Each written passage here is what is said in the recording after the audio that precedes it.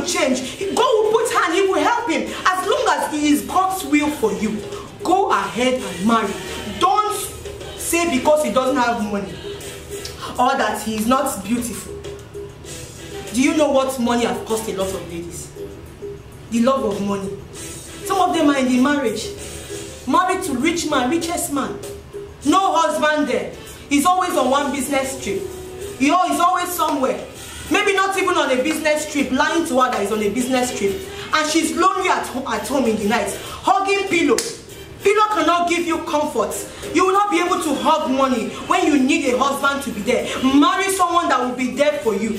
You will shop all the clothes and fill your wardrobe up. It will not give you the comfort of a loving home and a loving husband. You will travel all the world, go to Paris, go to France, go to Belgium, go to everywhere around the world. It will still not satisfy the longing of a loving home of a man or a woman in your life. So just before you jump at that marriage proposal, because he has promised you heaven and earth, he has a mansion, he has Ferraris that you can drive, rethink again, rethink again. Will you hug Ferrari when you are cold in the night?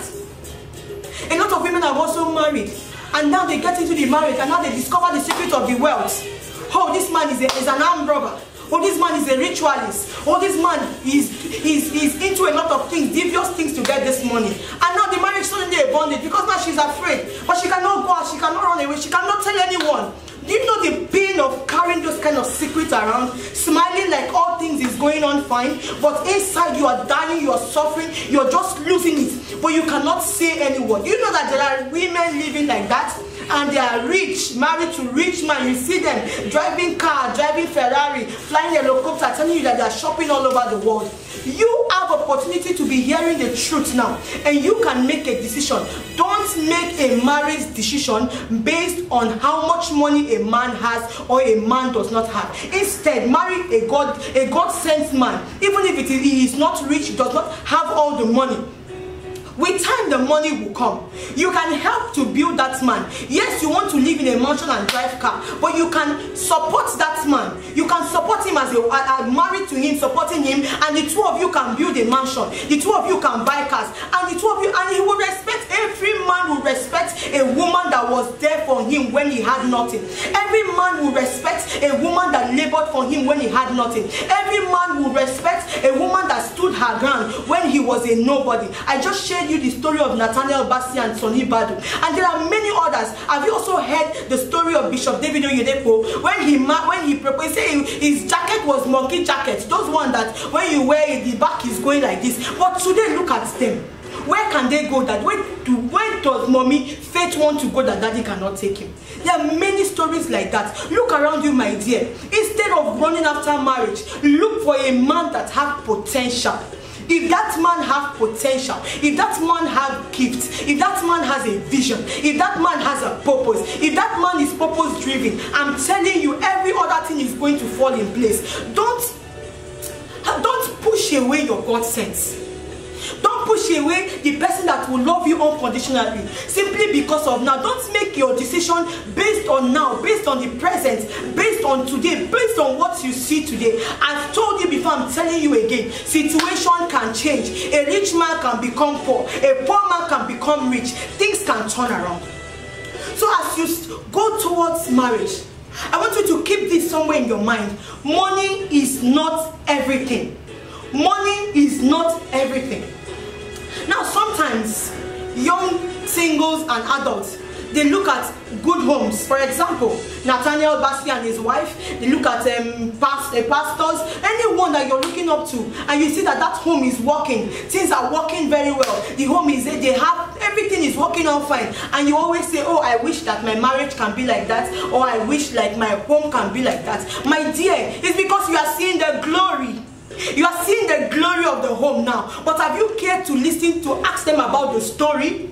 Have you cared to ask them where they started from? My dear, there's no mansion is built in a day. Any good home, any good mansion that you see, I'm telling you, go and ask them the story. You will see that the labor and the sweat of a woman is behind it. There was a woman that did not give up on that man. There was a woman that encouraged him. There was a woman that supported him. There was a woman that kept pushing him. There was a woman that made a decision and said, I'm going to support you, I'm going to encourage you. And today you are now seeing the glory. So I'm telling you, see the glory of yours tomorrow. Start now to labor for it. Start now to build on it. Don't run away from a relationship that you really know that yes, this is the will of God for me, simply because of financial, material, or money. Build on your relationship. Every home, every relationship, every marriage is hard work. There is no free one. The free ones are the ones I'm telling you will not have respect in it. You did not know how the chair in the house came about. You did not know how the foundation of the house came about. You did not know how the foundation of the car came about. You did not know how the big business came about. Same thing, you will not have any say. Except God help you, or is God have really touched the heart of that man and his family, because he may not even be the man again. His family will come to you. Were you here when we were putting the foundation of this house? Who are you to even mention this or mention that? Who are you? You will just be living there. Just after some time, all that money, all that thing, it will mean nothing to you again. Then you need love, then you need comfort, then you need a man or a woman to be there for you. What are you going to do then? So labor for the relationship that God has given you. Don't look at people always say, oh, the grass is green. The grass is green on the other side. My dear, you may go over there and the grass is not green. The grass is not always green on the other side. And even if it is green, somebody is watering it. Somebody is tending to the grass. Somebody is cutting it. Somebody is making sure that it is okay. So you stay on your own grass. Cut it. Maintain it. Keep it. As long as it is the will of God for you, remain there. Maintain your own grass. It will become green. It's also a matter of time. Don't give up. It will become green. Keep tending to that grass. Keep tending to that. If God have told you that this person is, because why I'm emphasizing on this, sometimes it's very common. Oh, I know he's my husband to be, but I look at him, he does not have money, oh, he does not have anything, no car, how wretched, how this, how am I even going to start? Will you be able to take care of my dear? Tend your grass. Tend it, pour water, keep pouring water, keep pouring water, keep pouring water. It is going to become green, but don't run to a green grass that you did not plant. You did not know who planted it or how they watered it. You may not be able to survive on that grass. Put in the effort. Put in the effort into your relationship. Every mansion that you see today, someone puts the effort into it. Don't go after money. Young ladies have been killed because they went after money.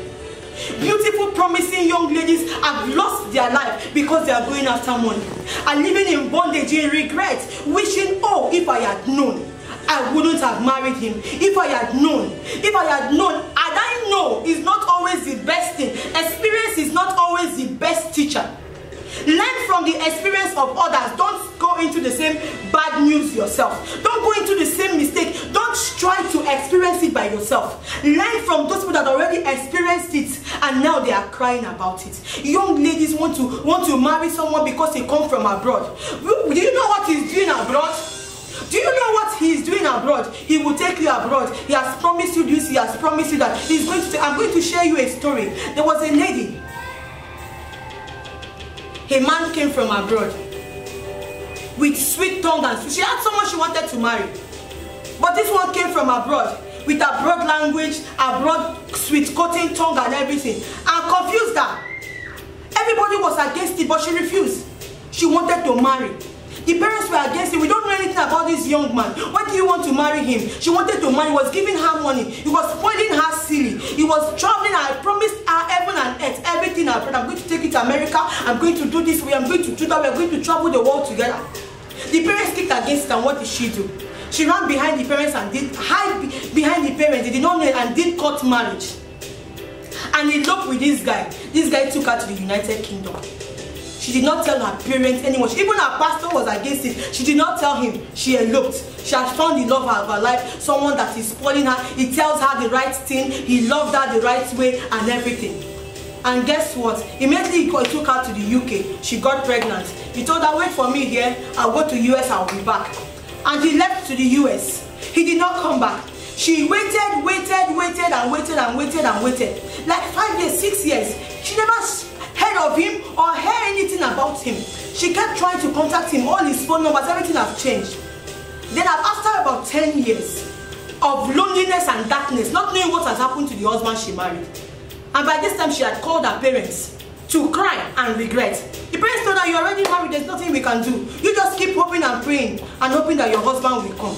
After 10 years, she got a call from the US from someone who is the friend of this guy. And they told her, your husband, whatever, he's sick. He's in the hospital. He's dying at this moment. I just thought that you should know. Then she begged this guy and said, if you can just give me the hospital address, I'm going to call him. And I tried to talk to him. I've not heard from him all these years. And the guy gave her the number. And when she called the hospital, of course, yes, they confirmed that yes, there's so and so person, yes, he is here. So she said, please, can you put the call through to him? They said, okay, but should we give it to his wife? Because he's unconscious and the wife and the daughter and the son, they are staying by his side. She was alarmed. Wife, daughter, son.